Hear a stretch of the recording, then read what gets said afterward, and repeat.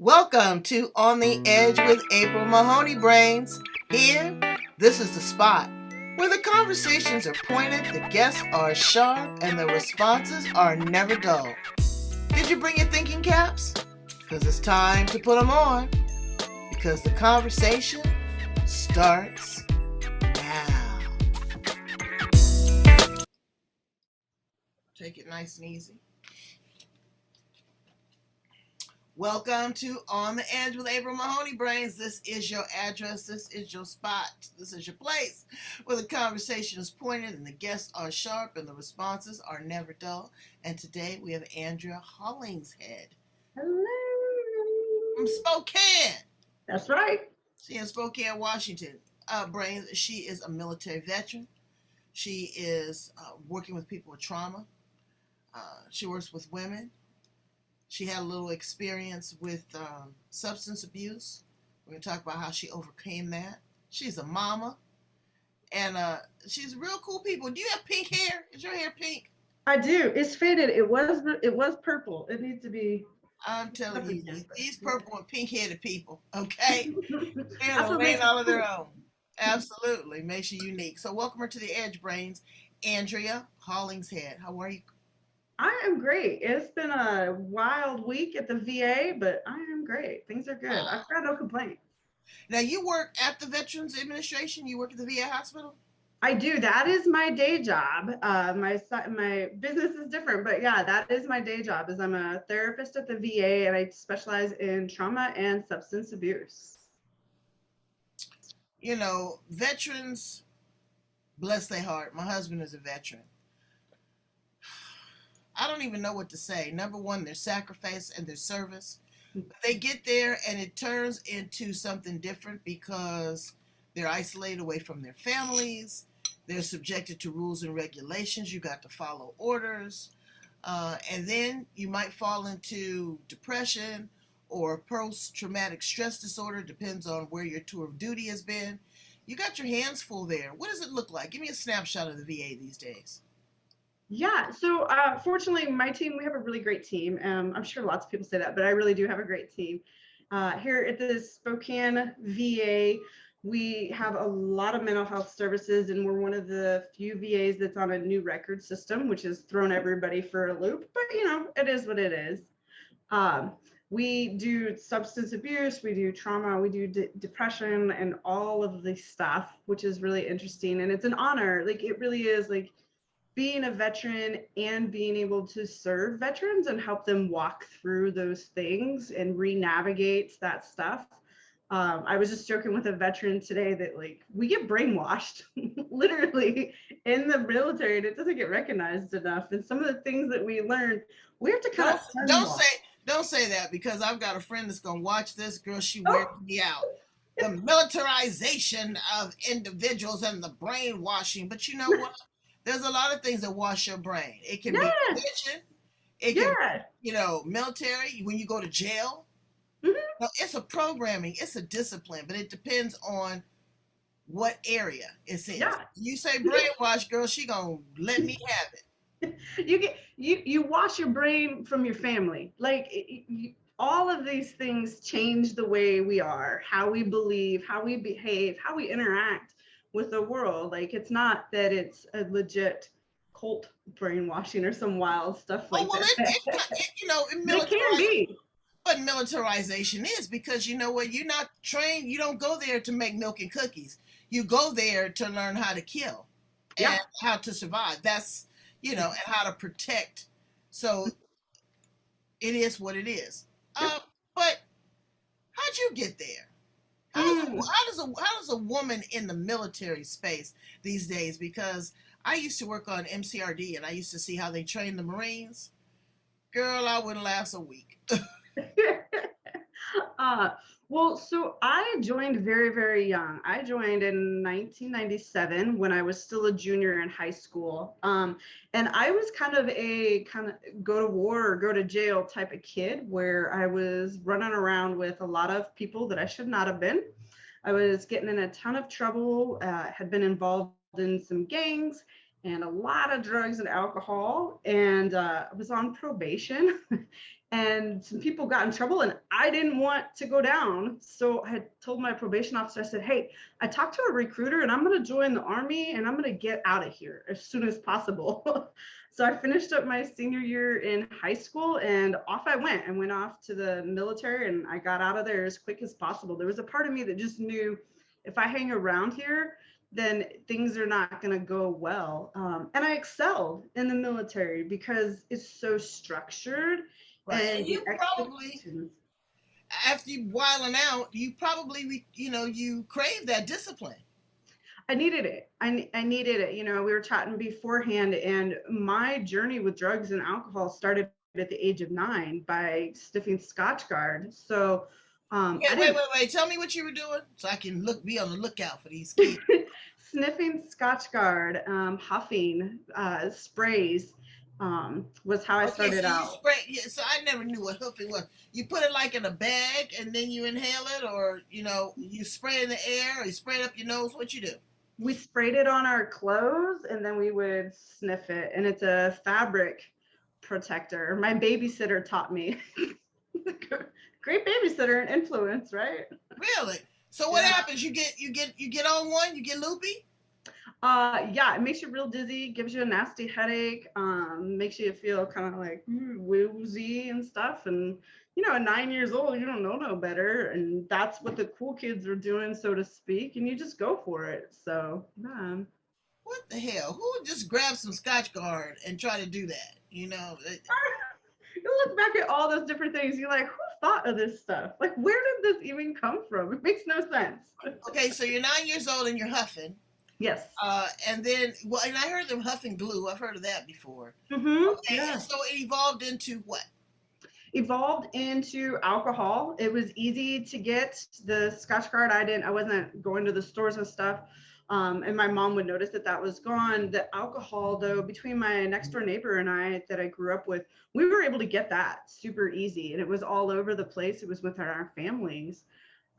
So we started drinking here and there. And I didn't really take off on the drinking on a regular basis until I was 13.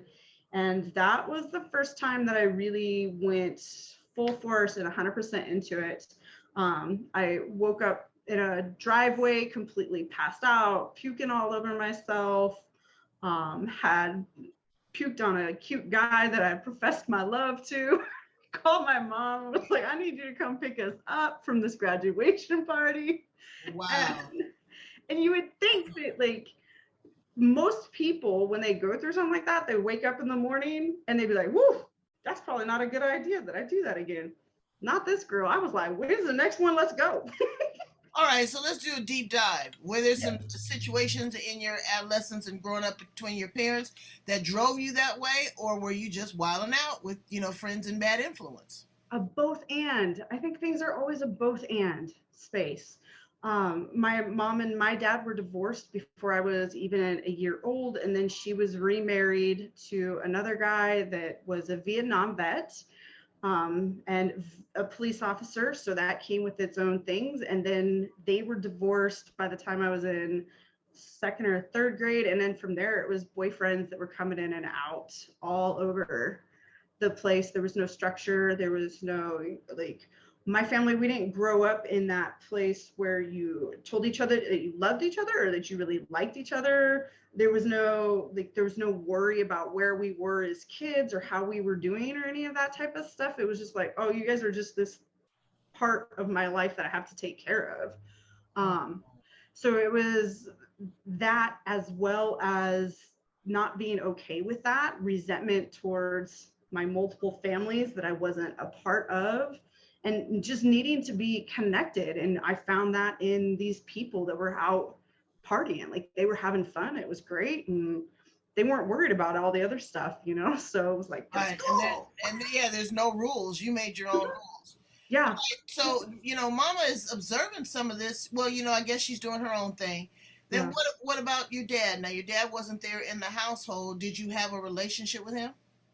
So my real dad was in and out. And there were times where it was really great, and there were times where it was not, and the relationship was really strained, and I did not trust him. I did not like him. There was a Because he wasn't consistent. Yeah, there was a Christmas where he was supposed to come pick me up and actually did not come. And I ended up spending it with my friend because my mom and my two younger sisters had left to go with her parents. So it was chaotic. It's much better now. And we've done a lot of healing and we've done a lot of talking. But it was definitely formative. And all of the men coming out and through our lives was formative for sure.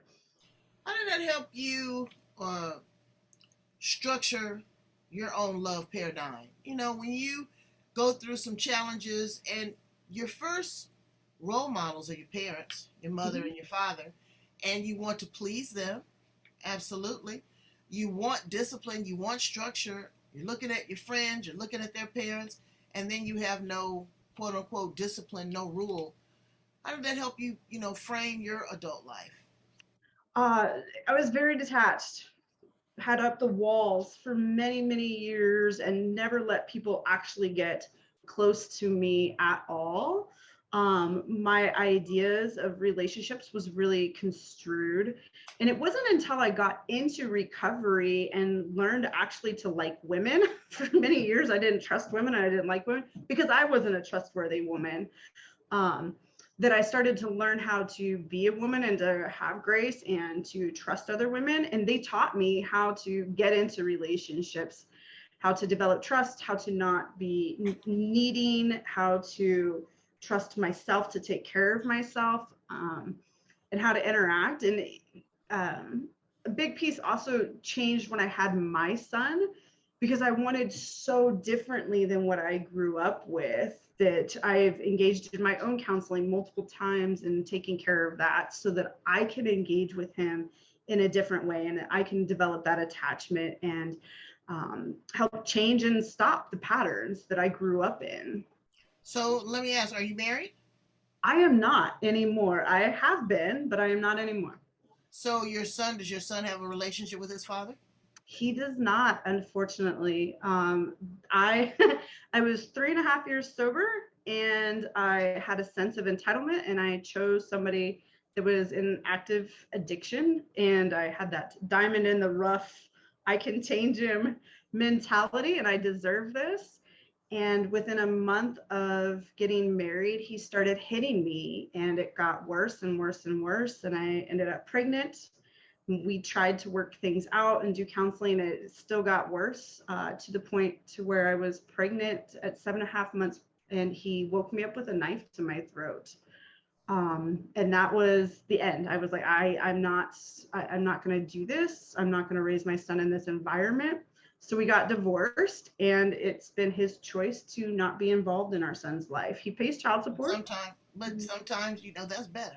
You don't Yeah. want that additional chaos. Okay, so now you're in this mental health space. Hmm.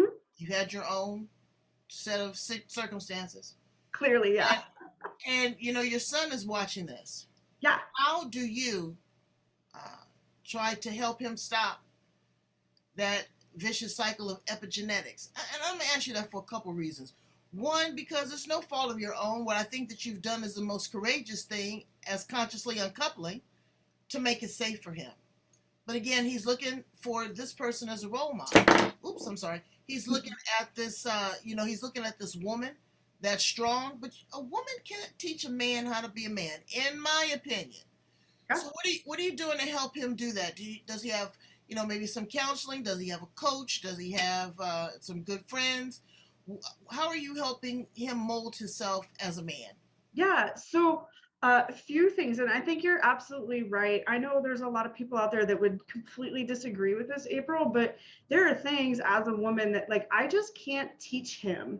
Um, the first step is we have very open dialogue, and I am very honest with him in an age appropriate way. When I screw up, we talk about that. When he screws up, we talk about that, and we use adult language to fix those things. Number one, right? Because it teaches that relationship and how to reset it, how to amend. And like one of the big things that we talk about is you don't just say sorry in our family. Like I don't Do not just force somebody to say sorry. I think that's complete bullshit. Excuse my Right. French. Yeah, that's my mother. My mother, bless her heart, my mother never said I was sorry. And I thought she was mean. But then, no, she said, April, because people already set their intention before they do whatever it is that they do. She said, and they need to accept responsibility for their actions. Yep. And, it's like a cut and you put a band aid on it. But Yeah. if you keep that band aid on it, it'll never heal. So you have to open it up. You got to let it have some air. And Yep. saying, I'm sorry, no. She said, I recognize what I did, but, somebody will kill your kid and then say, oh, forgive me, I'm sorry. No, there needs to be real connection about that and real fixing. So we don't do that. We don't say for sorries. It's an apology when you are actually apologetic and when you are aware of what you've done that is affecting the other person. So that's the first step that we do. And then to help him build that relationship with men, I've been very selective about some of the men that I have in my life that are just very good friends. And I make sure that he's around them and that he's able to have open conversations with these men, which is amazing. We've How old been is in, he? he's 12 now. So that those hormones are going bing, bing, bing, bing, bing, bing, bing, bing, bing, bing, bing. Yeah, sometimes he's more emotional than I am on PMS day. It is. And again, teaching a man about, sexual responsibilities and sexual awareness at this point and at his life, because it's different. People don't have those conversations with their kids. And Yeah. these are the formative years. You still have to teach boys about good touch, bad touch, influences, drugs, alcohol. So you got your work cut out. Let me jump back though to the military. There's a lot of people, um, let's start with men in the military, that are afraid to get the help that they need when it comes to mental health. They are afraid of losing their security clearance, losing their jobs, really admitting to their vulnerability and their weakness. What do you say to those individuals that are really scared uh, to reach out? And what is the military, or the VA? What are those services like when it comes to keeping this anonymous and really helping people get through the issue instead of being disciplined and being, chastised for an illness? Yeah. So the first thing I always try to remind people is it takes a lot more courage to talk and to reach out for help than it does to hold it in, and that we all need help of some type at some point in time in our lives. And that may not come in the form of therapy. That may come in the form of a great coach or a really good friend or family member. So that's one of the first things that I do is I remind people that like it takes a ton of courage for you to be reaching out and to doing this. I'm not in the Army anymore, so I can't specifically speak to some of the policies. I know that things had changed and that continue to change, but there's still a ton of stigma out there. Within the VA, therapy is private, and we do our best to remind people that like what we are doing is for them and that they don't have to do anything that they don't want to do. I always have this conversation with my vets. Like, I'm not going to make you talk about anything that you're not ready to talk about, and that we're going to develop a relationship first that you even feel safe enough to start opening some doors up, and that we're not going to go into anything deeper or anything more traumatic or difficult until you are ready. And I do the same thing in my coaching. I push people in a kind and gentle way because we all kind of need to deal with those things. And though I just remind people that this is your journey, it's not mine. I get to sit in the co-pilot seat, so to speak, and help navigate, but you're in the driver's seat and you get to push on the gas or put on the brakes to this relationship and how we do this therapy piece. Well, women are different than men. Hello, newsflash brains. Women are different than men. Uh, Yeah. so when you're treating a woman that has post-traumatic stress disorder, that's coming back from combat, that has been separated from her child, that may have been sexually assaulted or, disrespected, because it's still a very dominated, regimented, restricted. Yeah. Sometimes you are victimized by your own hierarchy. Hmm. Yeah. So is there, I don't want to say different, but is there different types of therapy that you work with women because they have different sets of issues versus their counterpart, a male soldier?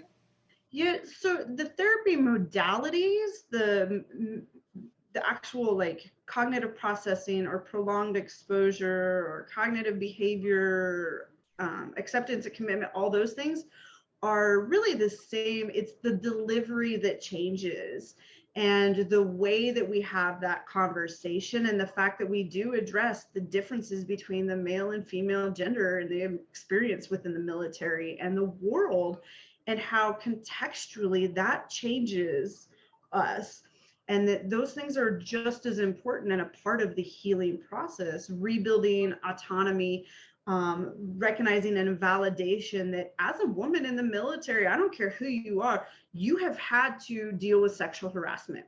You have had to deal with it. You have had to allow it, and you have had to be okay with saying, behaving, and joking about things that you probably actually weren't, but to go along, to get along, and to not be the problem, you did that. And that doesn't mean that you're a bad person.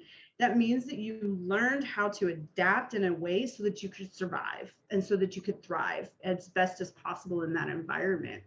And that worked then, and it's not working now. So how do we separate that, and how do we reconcile that piece? Some of it's rewriting our morals and re-looking at our values and re-identifying that stuff for ourselves, challenging those beliefs about those things and ourselves. Okay.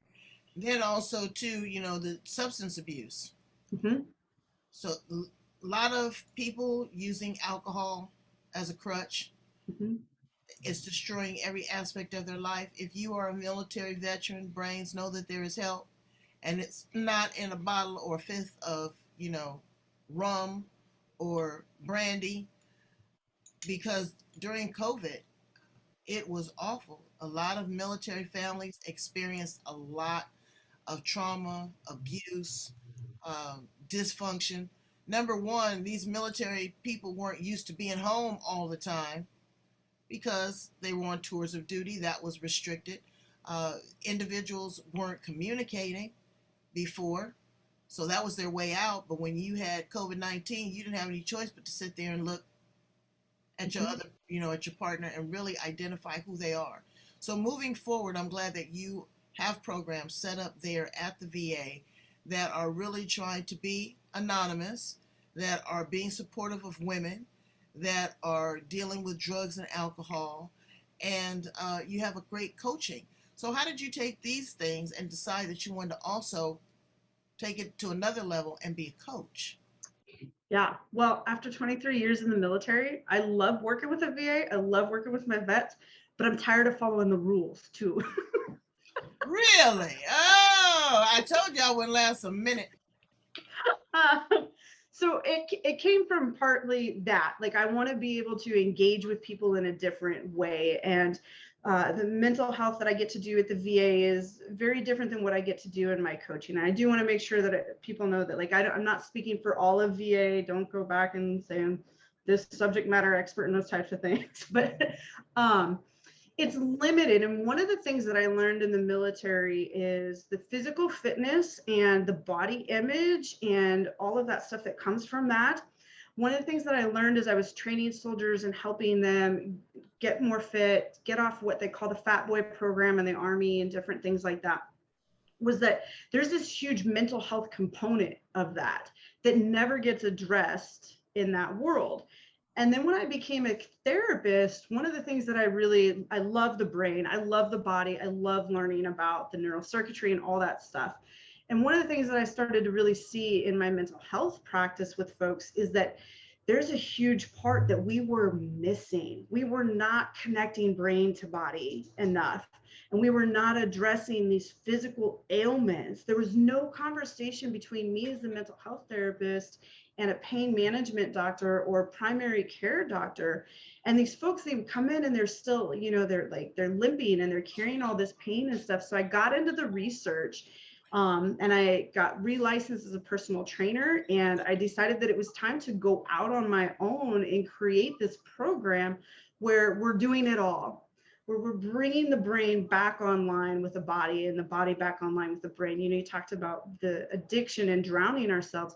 We think that we're avoiding, but we're not. Our body and our mind are like, we're sensing all kinds of things all the time.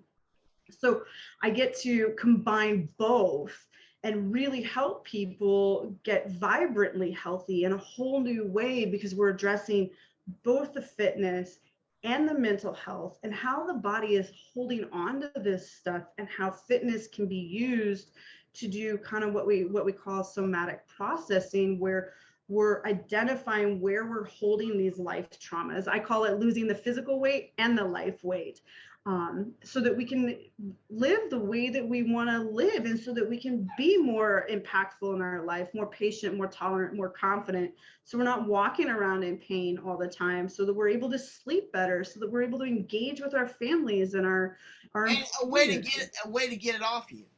Yeah, yeah, A way to get it off you. You have to yes, channel that energy some kind of way, yes. in a constructive way. And why not with a bad body? Yes, yeah, yeah. And then I focus on a lot about a positive body positivity too. That like, I'm not training people to step on stage and be bodybuilding or bikini pros, right? Like, I'm training folks like you and me, that like, and others, that like, we just want to be able to run down the street with our kids and not get winded.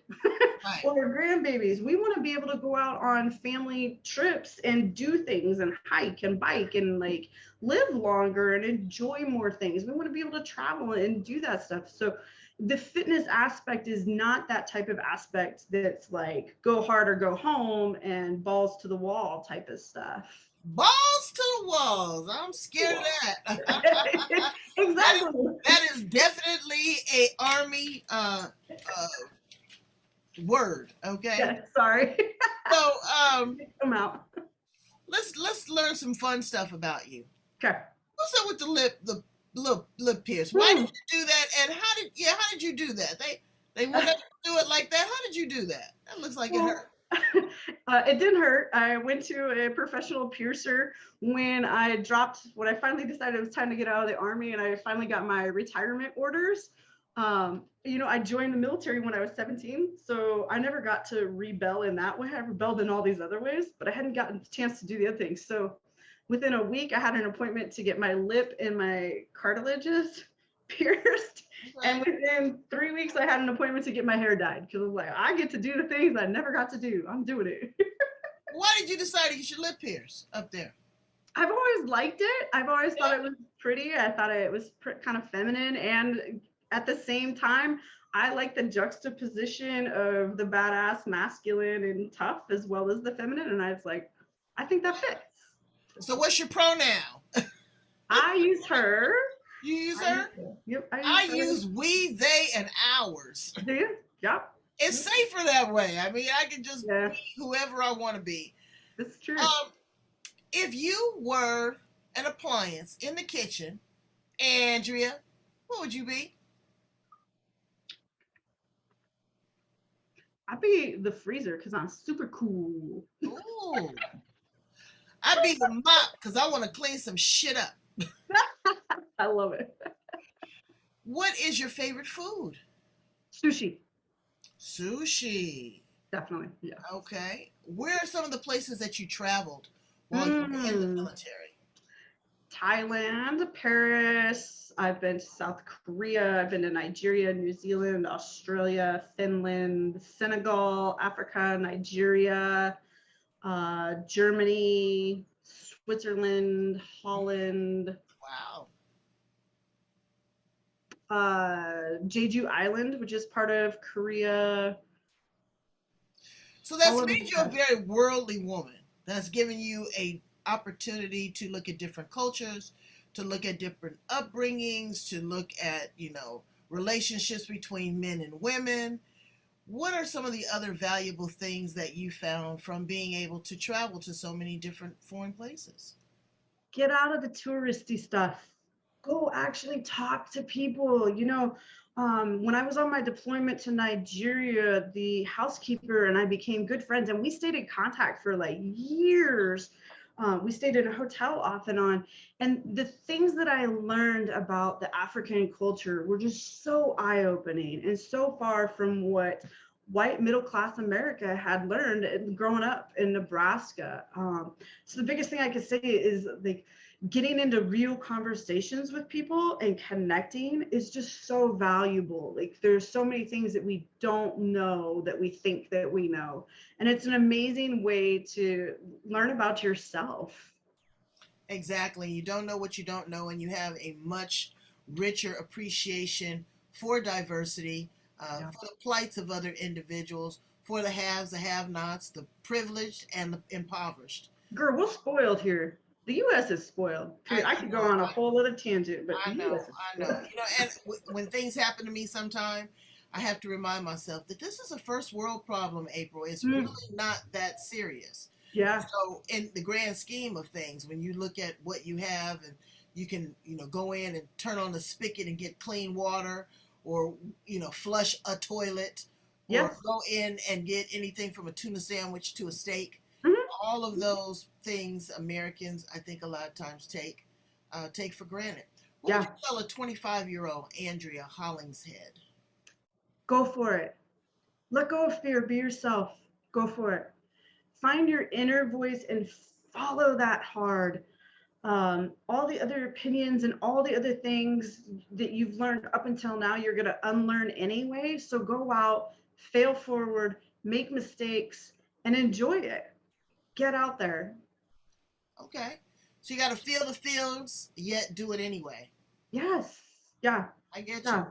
I Yeah. get And it's not to avoid them or not to think that they're not there. It's to feel it, and it's that and both, the both and space. Like I can feel uncomfortable and I can take care of this feeling in this experience and still do the things that I want to do, whatever that may be. What do you want your legacy to be, Andria? Truly, honestly, 100% open. I want to flip mental health and fitness on its head.